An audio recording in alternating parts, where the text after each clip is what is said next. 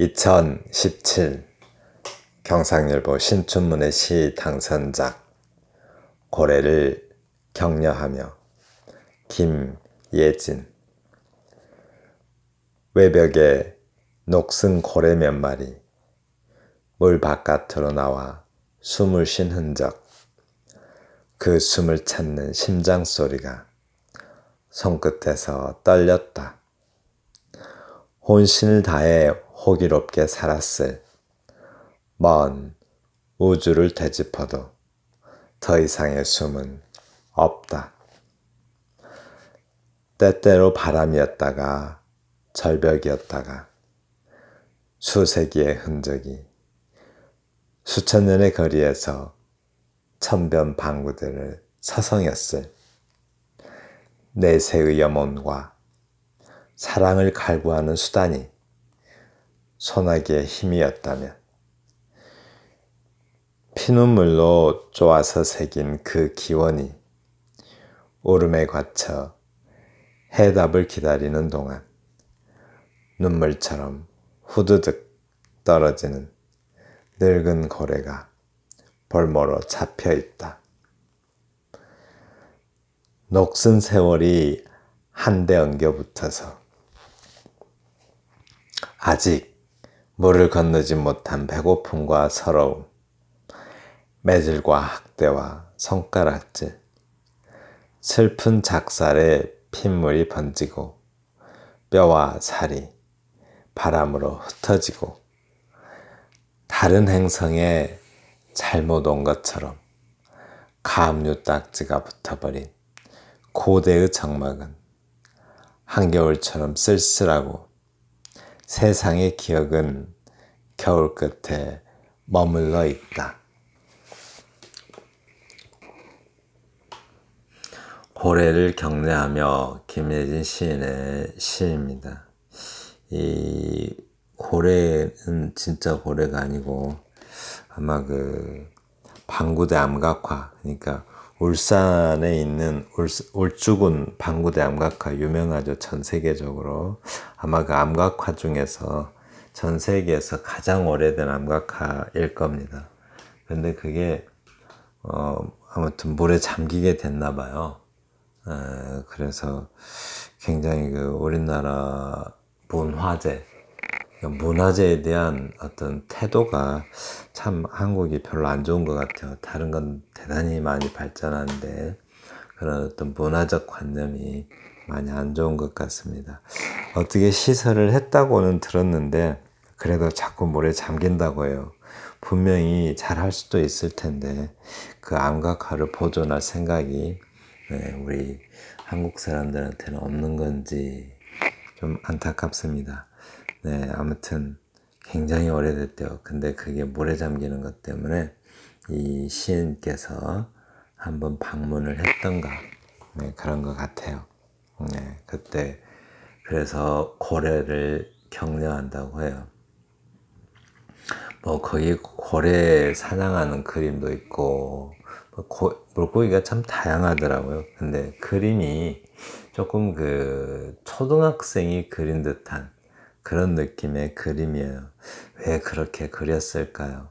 그죠? 상당히 성인들이 그린 것이고, 그죠? 그런데 이 암각화가 그려진 시기가 신석기나 청동기라고 해요.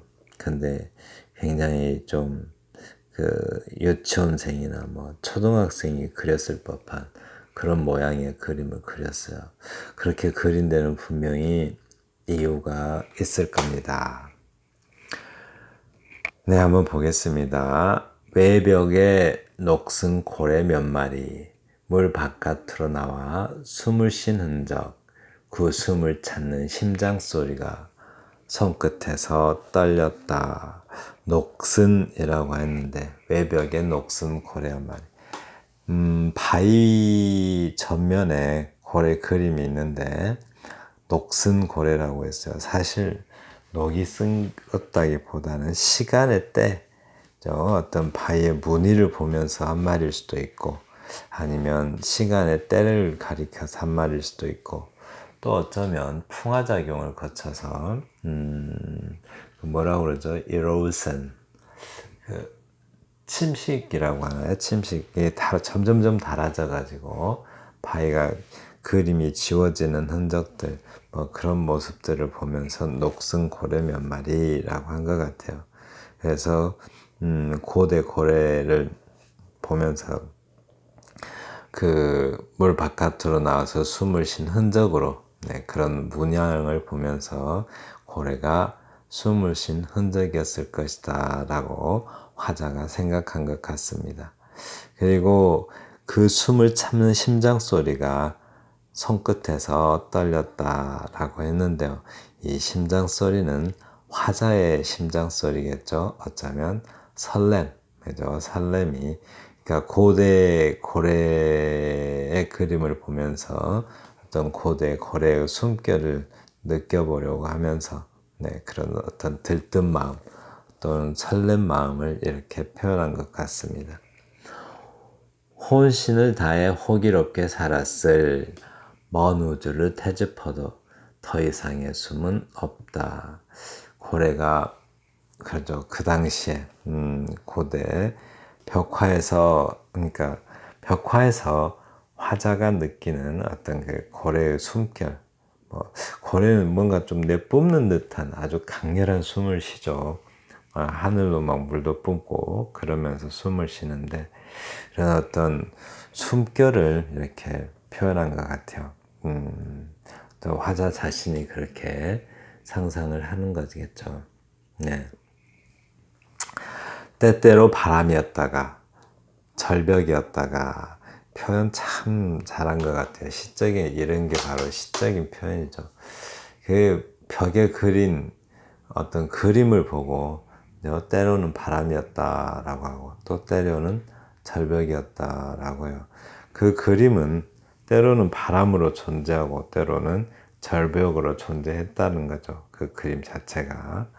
수세기 흔적이 수천 년 거리에서 천변반구대를 서성였을이라고 했는데요. 수세기는 수백 년이죠. 네. 수백 년의 흔적이 수천 년요. 수천 년의 거리에서 이때 거리는 시간의 거리를 말하는 것 같아요. 천변반구대를 서성였을이라고 했는데요. 그러니까 수세기의 흔적이 수세기 그때는 아마도 신석기 시대나 청동기 시대를 말하겠죠. 그 시대에 사는 어떤 여러 사람들이 그림을 그려요. 한 사람이 그린 게 아닌 것 같아요. 여러 사람이 각기 다른 그림을 그리는데 그게 일종의 지금으로 말하자면 제사에 해당되는 것 같습니다.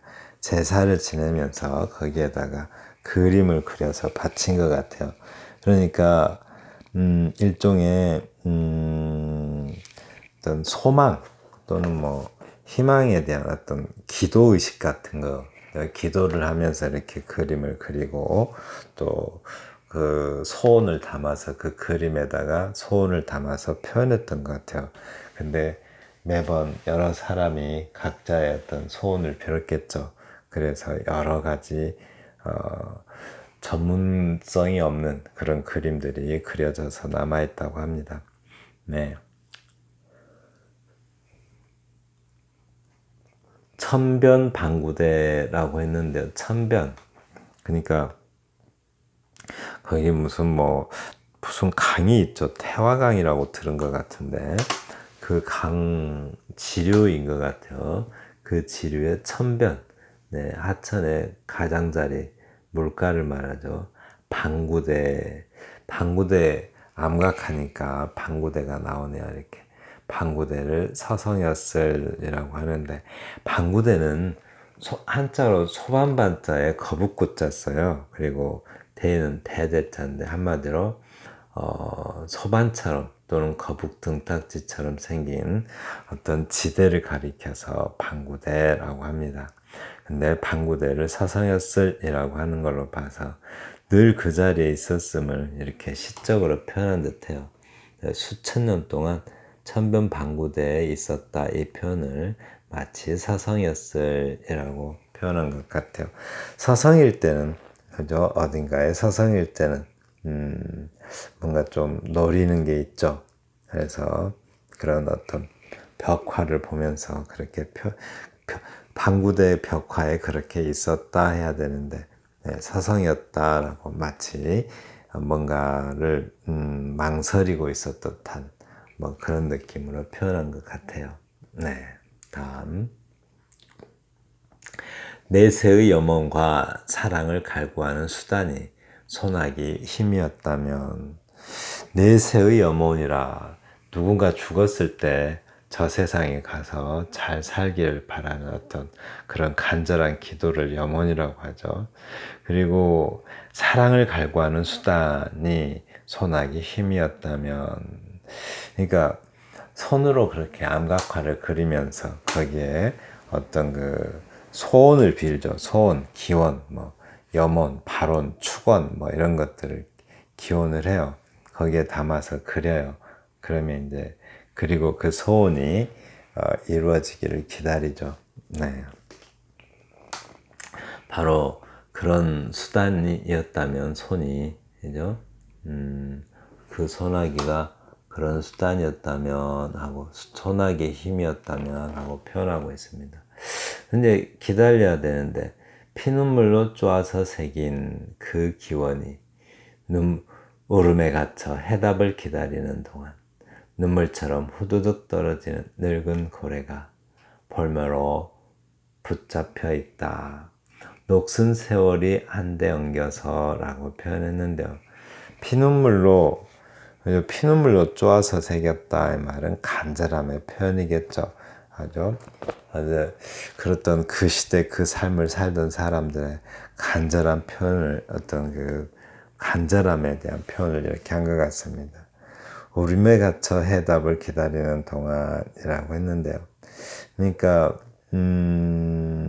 기원, 뭐 축원, 발언 같은 것을 하면은 어떤 답이 와야 하죠. 그 답이 오기도 전에 서러워서 죽을 지경이다라고 그렇게 표현한 것 같아요. 이렇게 울음에 갇혀 해답을 기다리는 동안이라고 표현한 게 그래서 녹슨 세월이, 녹슨 세월, 그러니까 오래된 세월이겠죠. 실제로 녹이 슬었다기보다는 녹슨 세월이 한데 엉겨 붙어서 라고 표현했는데요. 녹슨 세월도 방구대에 그려져 있는 그 고래와 함께 볼모로 붙잡혀 있네요. 이렇게 세월도 거기에 붙잡혀 있어요. 네. 그래서 아직 물을 건너지 못한 배고픔과 서러움, 매질과 학대의 손가락질, 슬픈 작사의 핏물이 번지고 뼈와 살이 바람으로 흩어지고 라고 했는데요. 뭐랄까요. 그러니까 아직 물을 건너지 못한 배고픔과 서러움. 섬에 살면서 좀 육지세계로 물을 건너가지 못하고 그냥 섬에 갇혀 사는 거죠. 한마디로 어떤 그 섬에서의 삶이라는 것은 소외된 삶이죠. 섬처럼 살아야 되는, 그죠? 사람이 섬처럼 산다 이 말은 소외돼서 고독하게 살아간다는 뜻 아니겠어요? 그래서 아직 물을 건너지 못한 배고픔과 서러움이라는 것은 그런 어떤 그 한마디로 그 암각화에 대한 어떤 처지를 이렇게 표현하고 있는 거죠. 그리고 또 어떤 면에서 그 시절 그때 살았던 사람들의 삶의 모습을, 처절했던 삶의 모습을 이렇게 표현한 것 같기도 해요. 매질과 학대와 손가락질, 슬픈 작살의 핏물이 번지고 뼈와 살이 바람에 흩어지고. 그렇죠. 여기는 아무래도 물론 뭐 방구대 안각화를 보고 쓴 글이긴 하지만 이 부분도 그 벽화를 보고 쓴 말이죠. 그러긴 하지만 실제는 그 소외된 사람들의 처지, 그 시절 그때 그 시절 그곳에 어떤 서민들도 현재와 마찬가지로, 즉 어민들이 그 당시에 얼마나 뭐 대단히 권력자도 아니었을 것이고 또 어떤 부자도 아니었겠죠. 설마 그런 어민들이 어마어마한 부자이거나 그러진 않았겠죠.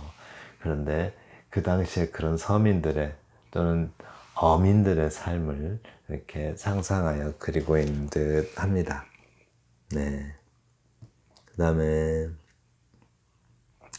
다른 행성에서 잘못 온 것처럼 감유딱지가 붙어버린 고래의 정막은 한겨울처럼 쓸쓸하고 세상의 기억은 겨울 끝으로 머물러 있다라고 했네요.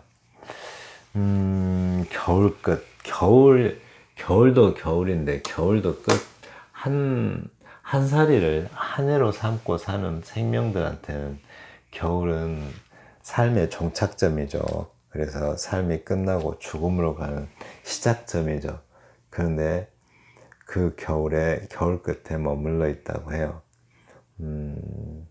네, 그렇다고 합니다. 근데 이제 그 겨울만으로도, 그렇죠. 삶이 쓸쓸하고 한겨울처럼 그렇게 쓸쓸한데 세상의 기억이 겨울 끝에 머물러 있다라고요. 기억이. 네. 이미 죽은 세계에 대한 기억밖에 없는 거죠. 우리의 기록이라는 게 없어서 그 시절에 알 수 있는 것들은 다 기억인 겁니다. 네. 그래서 이 시에서 봐야 할 건 어떤 뭐랄까요, 이렇게 굉장히 구체화해서 표현하고 있다는 점, 그 점을 좀 잘 봐둬야겠고요. 이 심사자 나태주 시인 잘 아시죠? 그 짧은 시 쓰는 사람. 그러니까 자세히 보아야 예쁘다, 오래 보아야 사랑스럽다, 너도 그렇다 라는 그 시 아시죠? 유명해서 그 시를 쓰신 분인데 아주 인상적인 어떤 심사평을 써서 제가 불러드릴게요. 그러니까 굉장히 요설이 많은 것들을 이 시인은 싫어합니다. 만약에 어디 신춘문예 작품을 넣었는데 거기에 나태주 시인이 심사자로 들어오면은 그때는 길게 쓴 사람들 다 떨어집니다. 예. 그러니까 요설이 많거나 길거나 또 어떤 무엇을 쓰려고 했는지 그 의도가 분명치 않을 때, 그럴 때는 그다지 좋은 시가 아니라고 말합니다. 한마디로 김예진 시인의 시는 어떤 사물과 세상을 어떤 바라보는 안목이 아주 인간적이고 따스하다고 해요. 그래서 선택했다고 합니다. 네. 좀, 그렇죠. 정말로 그러하죠. 그래서, 뭐랄까요. 이렇게 거의 암각화에 수명이 다해가는 그런 어떤 모습에서 시인은 안타까움을 느끼고 슬픔을 느끼고 있습니다. 우리나라가 문화가 뭐죠? 우리가 문명이라고 하죠. 문명이 뭘까요? 문화는 일반적으로 잘 알고 계시죠? 문명이 뭘까요? 우리가 자연 상태, 사람의 손이 닿지 않고, 즉 인공이 닿지 않은 그러한 모습을 원시라고 하죠. 원시 상태. 원시도 언더원자에 처음 시자 쓰잖아요. 원시가. 그래서 아주 처음 태초의 어떤 시간을 원시라고 하는데 아주 오래된 시, 원시적 상태, 그러니까 인간의 손이 닿지 않은 상태죠. 인공이 없는 상태, 그 원시적 상태라고 하는데 그 자연 상태에서 인간의 손이 닿아서 인간이 어떤 작업을 해서 나타나면 그것을 문명이라고 할 수 있을 것 같습니다. 인간이 어떻게 바꿔놓은 상태를 문명이라고 말할 수도 있을 것 같아요. 네. 지금까지 고래를 격려하며 라는 김예진 시인의 시에 대해서 살펴보았습니다. 네, 감사합니다. 한 번쯤 자세히 읽어보시기 바랍니다.